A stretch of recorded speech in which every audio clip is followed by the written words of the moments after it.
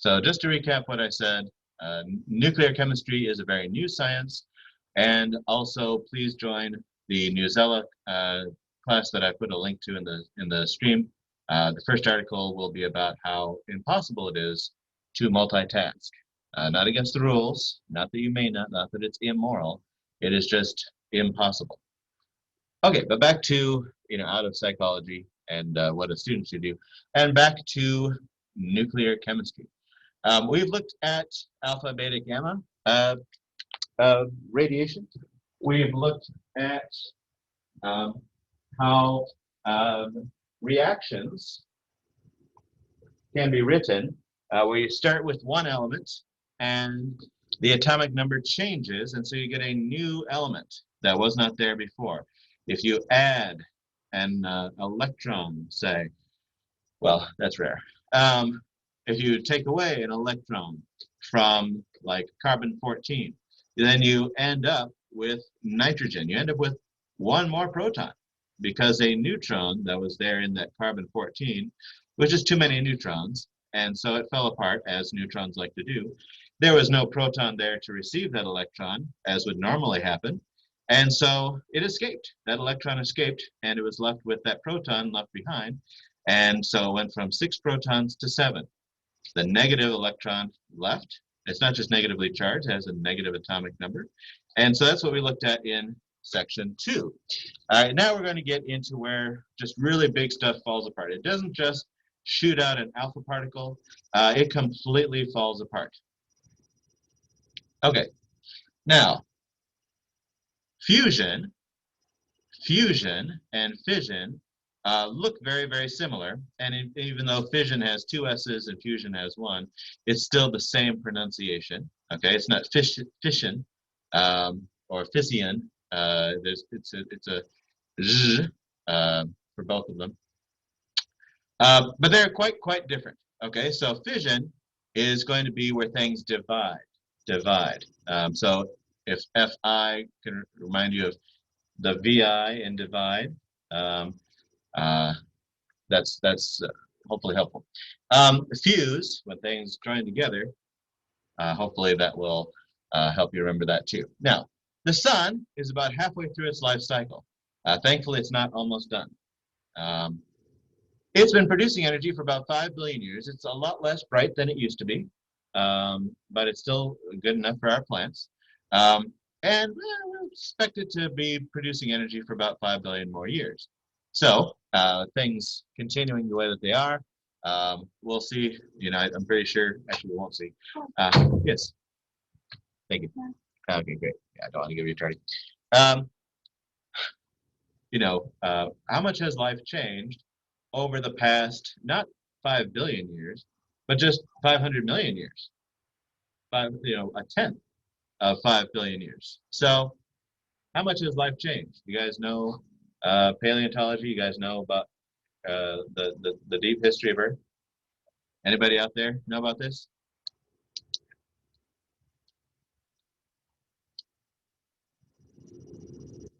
How much has life changed over the past 500 million years? A lot. A lot. That's a good start. Anybody want to elaborate? Expound. Be more particular.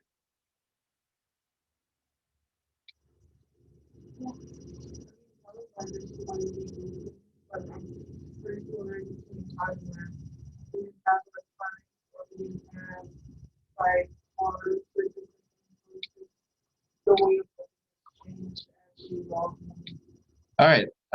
The way that we live has changed quite a lot, and that's true in the last 500 years, even 500 years, let alone a million times. You see something? Excuse me, Gavin. He's right here. Yep.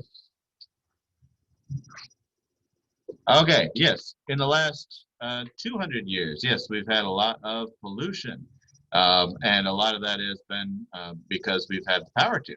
Before then, we didn't. We did help woolly mammoths go extinct thousands of years ago, and a lot of other things. But we okay. But I'm asking you to think about the big time scale. Okay, Like, I'm talking about millions of years. Huh? Pangea. Pangea was right in the middle of that. That's right. Pangea was right in the middle of that. About 250 million years ago, in fact, Pangea started to break apart. All right, it was over. The last 250 million years, Pangea has been gone. And so when that happened, when Pangea started to break apart, then that actually helped to get the rise of our favorite dinosaurs. Right? They weren't really around before Pangea started to break apart. So we associate Pangea and dinosaurs. Well, actually, like they weren't doing too well until Pangea started to split. And then climate changed. It got more humid, and there was more place for those good dinosaurs to be. They had more plants to eat. They could get bigger and all the things. So yes, that's huge. And before Pangea, the continents were separate. And in fact, they were joined together before that. If you keep hitting the rewind button, they get together, fall apart, get together, fall apart, about every 500 million years. About 500 million years ago, maybe 600 million, there even wasn't any animal life that used more than one cell. All right, there just wasn't. That's a huge, huge change. Not just, not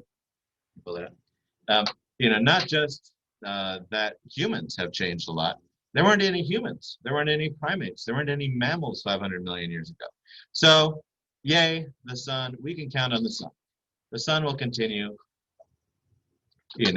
long after probably animal life is gone on this planet. So, all right, now back to fission. So, in a nuclear chain reaction, which we have discovered, and as far as we know, we are the only ones that have done this and controlled this stuff that is in the crust. We've dug it up, we've combined it in a certain way, and we've exploded it. And we've left behind certain markers in the soil. And we are the only ones that have done this. We've looked for other things. The T-Rex never made nukes, or anything like that. So we are the ones. All right. When the nuclei of certain isotopes are bombarded with neutrons, then the nuclei split into smaller fragments. They don't just shoot out one little alpha particle, it becomes a helium atom, ho-hum. It's completely split, and that's called fission. Sounds like division, which is what it is. All right, so we shoot in a neutron into U-235, which is already fairly radioactive, but having that neutron shot in there makes it incredibly reactive, incredibly unstable, and pretty much immediately it shoots out a couple of things. And generally it's barium and krypton. Okay, 56 and 36, those are very stable. They have even numbers, 56 and 36. In fact, krypton is like a noble gas that's incredibly stable. Barium, which you may see over there, is in period 6. It's in the alkaline earths, so Ba, which you'd think being in period 6, it's already big enough. That goes to show you just how big those period 7 things are. So, okay, but that releases a lot of energy, But so does beta decay, so does alpha decay, so does gamma decay. What's so special about this? Well, it's these little guys right here. These little neutrons are the big ticket. The krypton and the barium don't matter so much. They just float away. But these neutrons here, there are 3 of them. And those each fly out and hit more uranium-235. And then out of those 3 atoms come 3 more each. And what's 3 times 3? And times 3 again. 27, and you can keep going, 81, and so on and so forth. And very, very quickly, you get to a big energy release. Very, very big. And so, yes, I just said that. So if I have 1 kilogram of uranium, that's about a little over 2 pounds, and it's like pure uranium-235, then 20,000 tons of dynamite, it'll be the same amount of energy that gets released, 20,000 tons of dynamite. Now a ton is 2,000 pounds. In metric, actually, a ton is 2,200 pounds, but that's another story. So 20,000 of those. So you're talking about like 400 million, no, 40 million pounds of dynamite. All right.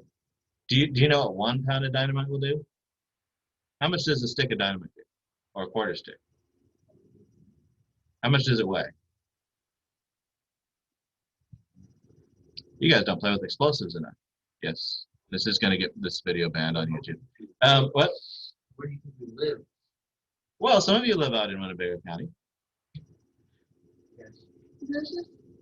Is it called a field? Yeah. Yeah. Well, it was full at the time. Yeah, yeah.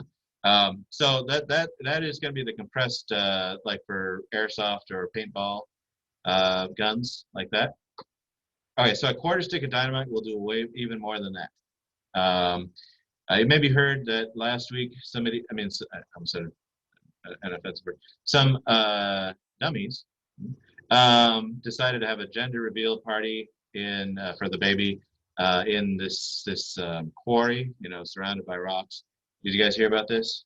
And instead of having confetti blow everywhere, you know, either blue or pink, they used some target practice explosive, which I won't rename right here so you don't buy it on Amazon. But instead of, you know, just a little canister that would, you know, woo, yeah, they used like 80 pounds of it.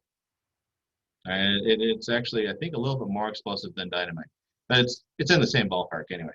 And thankfully, nobody was killed. But miles away, they heard the explosion, and the police and the fire department and everybody came. And you can look that up: gender reveal explosion, you know, police, whatever, whatever keywords you want to use. Anyway, you know, I don't remember.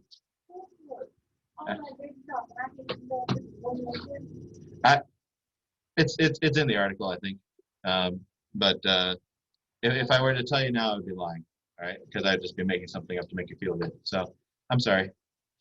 I literally don't remember. But anyway, so I mean, thankfully again, everyone survived. Yay. There you go. So fast, so fast. Anyway, that's nothing compared to, you know, 40 million pounds of dynamite. Okay, so if we do it uncontrolled, we get an atom bomb, just like they used to end World War II. Okay, now we don't want it to be uncontrolled. We want it to be controlled. Controlled is the key word here. Controlled. And so instead of allowing a big uncontrolled chain reaction to go through, you know, the powers of 3, we put in certain dampening rods into a nuclear reactor that separates the fission. So instead of 3 being absorbed by other uranium, it's like 1.1. Okay, and 1.1 to the, you know, to the 10th power isn't a very big number. It's probably even a smaller number than 1.1. But the idea is it can keep going and going and going, and it'll never get to the point where it explodes. Never. Unless, as yesterday was the 35th anniversary of, unless you're, you know, a very ill-informed Soviet who decides to do an experiment to see if it works, if we can completely shut off all the safety mechanisms at a nuclear power plant and still have nothing bad happen. And that's what we get with Chernobyl. Chernobyl. Have you guys heard of the Chernobyl nuclear catastrophe? This was done on purpose. Now, the explosion wasn't done on purpose, but it wasn't just like, you know, they were bumbling along and they accidentally blew up their nuclear power plant. They were doing what they thought was a scientific experiment, and they shut off all the safety mechanisms, and they had plans in place to make sure nothing bad happened. And there was a shift change because they had been going about it so slowly that then new people came on to work that night, in the middle of the night, who didn't really know exactly what was going on. And so they didn't respond correctly. And then there was a meltdown. It still wasn't an explosion like a nuclear bomb. What it was it got so hot that the water that should cool it split apart. The water split apart. It made hydrogen gas. And as you know, hydrogen gas likes to react with oxygen, and that did react with oxygen, and it went kaboom. It was not a hydrogen bomb. It was just an ordinary, like the Hindenburg, bunch of hydrogen exploding, which was enough to then blow the lid off of the nuclear reactor, which spewed, like just like a normal bomb would, not an atom bomb, but just a normal bomb, spewed uranium all over the place. You know, which should have been all, you know, kept in that box. So I'm not trying to downplay it, but it's not nearly as bad as even just one atomic bomb. Although you can't live in the neighborhood there anymore. A rate, if it had truly reacted like an atomic bomb, thousands more would have passed away. But we don't want that. We want controlled fission, and it has been used in thousands of, well, many, many hundreds of nuclear power plants around the world. France, Germany, a lot of places use them. In fact, the majority of electricity in France comes from nuclear power plants. Do they have like 11 in Illinois? We do, and soon we'll have 2 fewer. Because a lot of people are afraid of nuclear power plants, and so the regulations are very expensive to keep them running. Well, my grandma said that if they get bombed by a different country, they'll probably go for Illinois because it's the most nuclear power. Oh, for sure, yeah. Yeah, and in particular places in Illinois. I mean, Illinois is a very large place, yeah. But thankfully, the Soviets are gone, all right? We don't have 40,000 ICBMs aimed at us anymore. We only have about 5,000. Yay.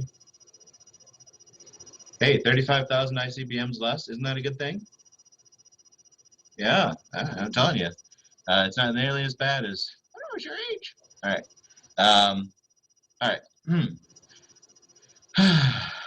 But that's politics. So, but yes, we do have that target on us. So, all right.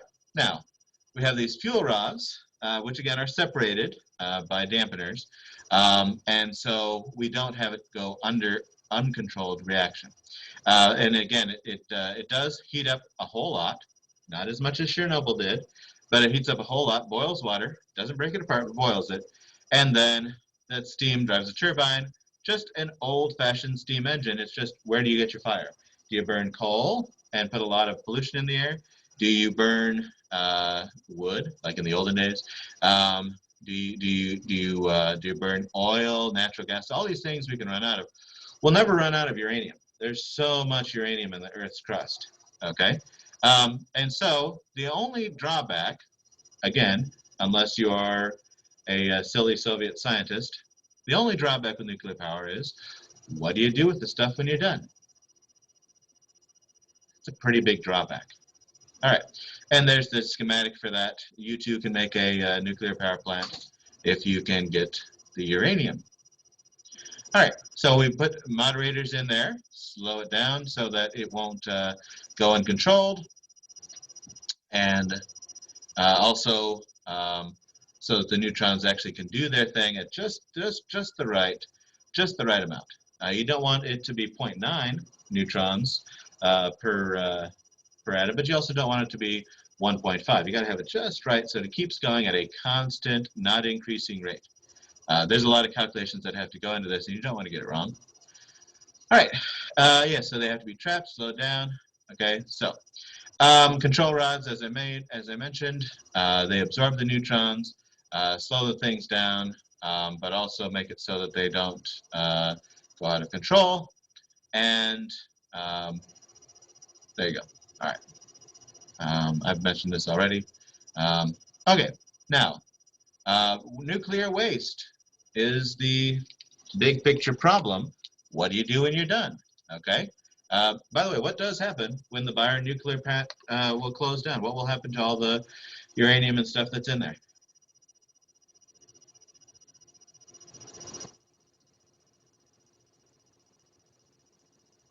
What happens to it when it's done now? Because like every 6 months or something, it does have to get a new shipment of uranium. So what happens now? They move it somewhere else. Yeah, that's the beginning of the answer again. Well, the uranium is not alive, so it can't die.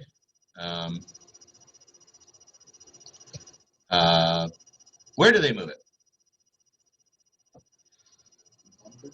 A bunker. Okay. So when I was in 8th grade, they probably don't do this anymore, you know, after September 11th. But when I was in 8th grade, I went on a field trip.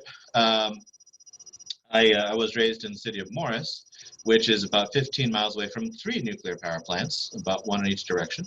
And it was also a first strike target during the Cold War. Yay. But we survived. Anyway, and they're shutting down the Dresden nuclear power plant, which is very close to Morris. But when I was in 8th grade, we went to a place right next to the nuclear power plant, which is called the Morris Operation. And what it is it's basically a gigantic swimming pool that's about 50 feet deep. One of the interesting things about water is, you know, of course, in a nuclear power plant, we want it to boil and make steam and turn a turbine. But water also actually absorbs the radiation. It doesn't allow gamma rays out. It doesn't allow beta decay or those fissional things or the neutrons.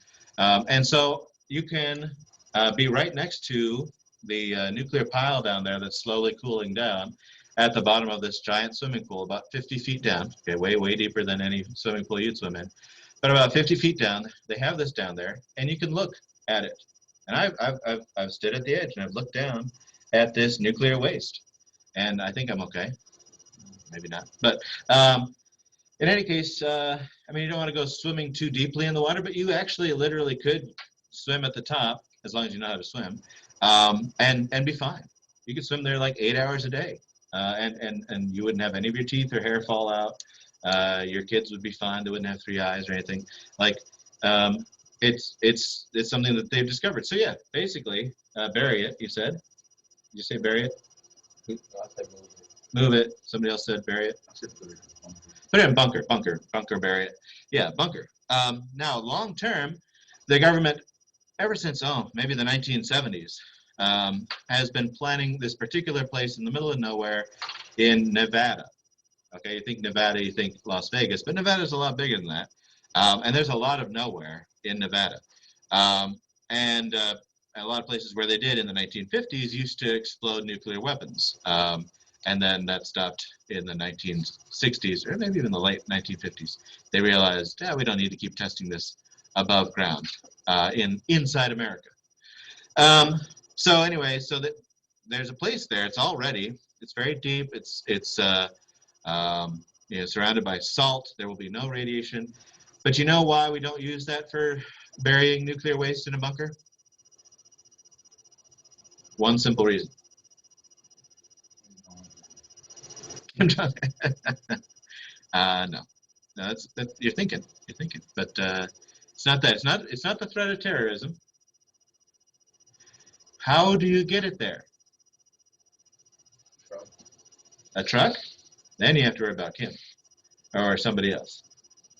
Truck, train, all these things are very vulnerable, and so near every nuclear power plant, or at least near a few dozen, there are places where it is basically done just like what I saw in 8th grade, which is it's just put underwater, you know, till kingdom come, because uranium takes billions of years to fall apart.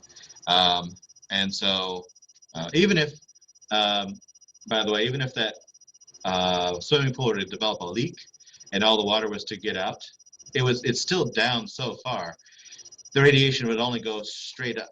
So unless you were right over it, you know, you would be okay. It's not like a cloud where then it would spread out. No, it just goes straight up. It's radiation. It goes in a straight line, just like you guys know about rays in geometry class.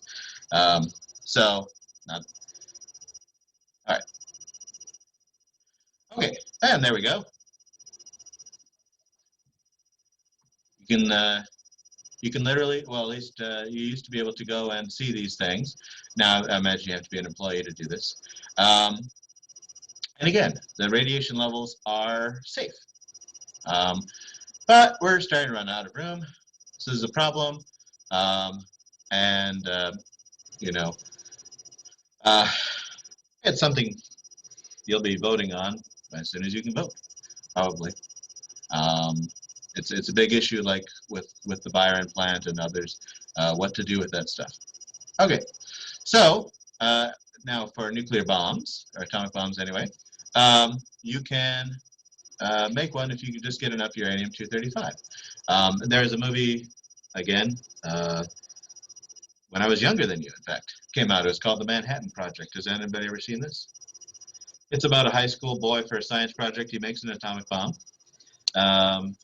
because there's a nuclear research facility in the neighborhood that claims that it's just doing research on americium, which is an element past uranium. It's the stuff we use for smoke detectors.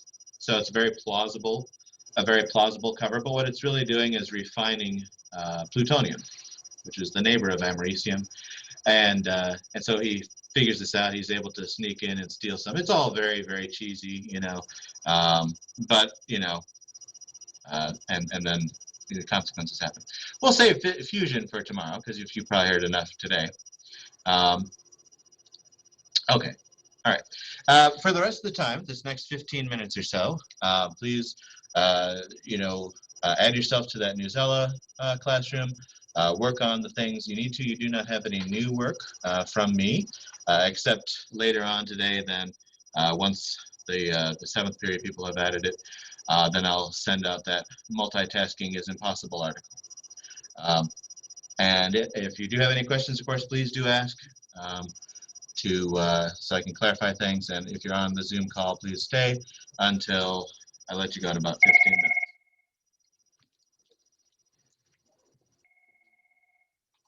Room 135, Mr. Ross, speaking. Yes. Yes, I do. What is it saying? Okay. Bye. Yeah.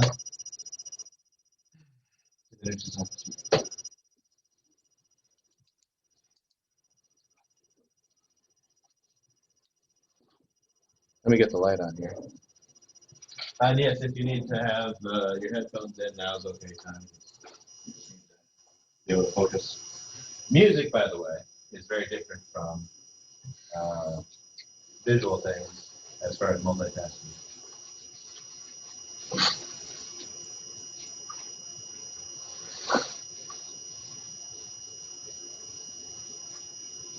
Were you able to get added to the New Zealand thing, or you do that? Okay. Later's fine.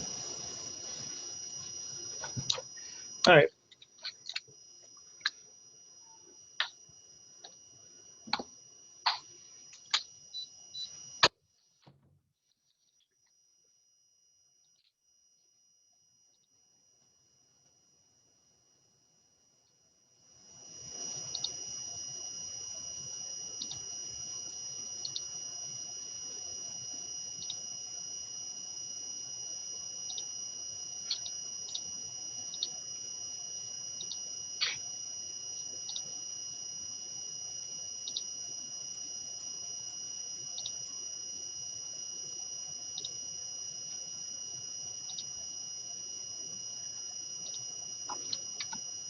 Just a reminder, too, that if you do have holes on your Home Access Center gradebook, please do go ahead and plug those